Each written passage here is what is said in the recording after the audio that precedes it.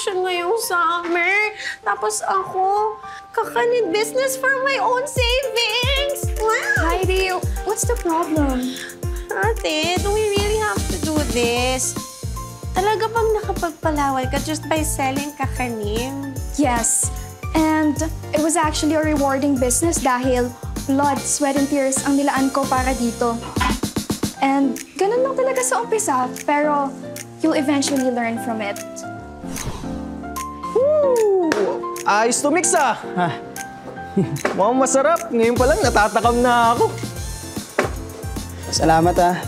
Pero tingin mo kaya nabibili pa nito? Sus, matik na yan. Nga pala, sinabihan ko na yung mga board mates natin tsaka yung mga kapitbahay natin na magtitinda ka nito. Kakanin. Ate, hindi ba pwede na Debu and Boracay trip na lang yung gift mo for my birthday? No. You only have to choose one. If you want a Boracay trip, you need to work hard and earn money for it. Just use Lola's Kakanin's Secrets Notebook. Lahat ng kailangan mo, nandito na. Sundan mo lang. Go, little sis. Kaya mo yan. Anyways, I gotta go and meet my man. Mwah. Take care, ate. Ginagamit ko naman, kaya nga nandito. Hindi ko nga magawa.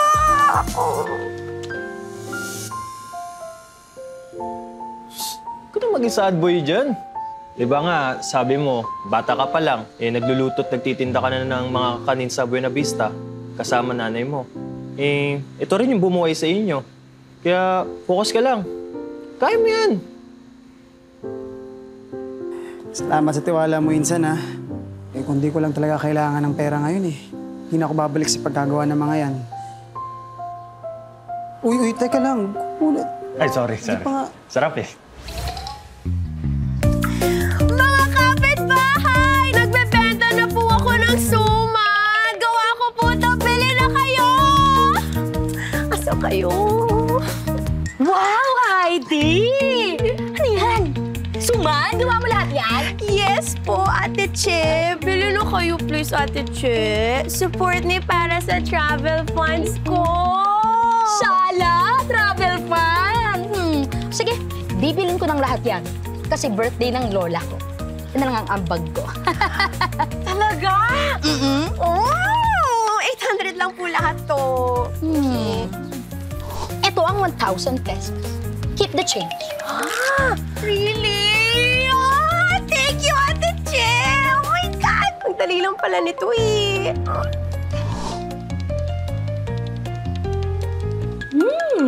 For a first-timer, this is masarap.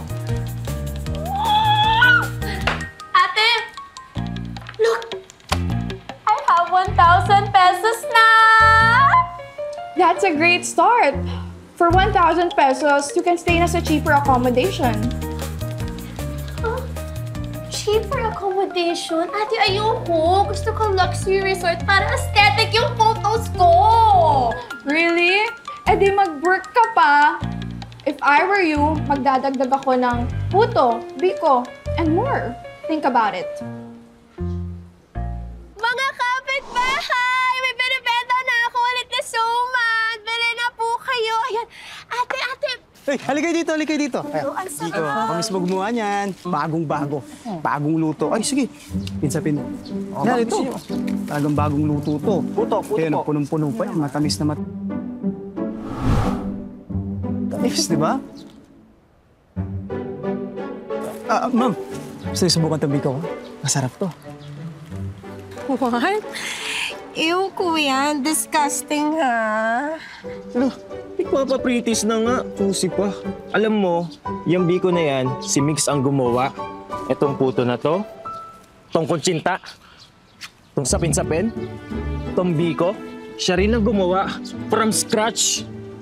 Puto, kutsinta, biko, and sapin-sapin. No thanks. I was just curious. Sungit mo naman, miss. Sayang, ang ganda mo pa naman.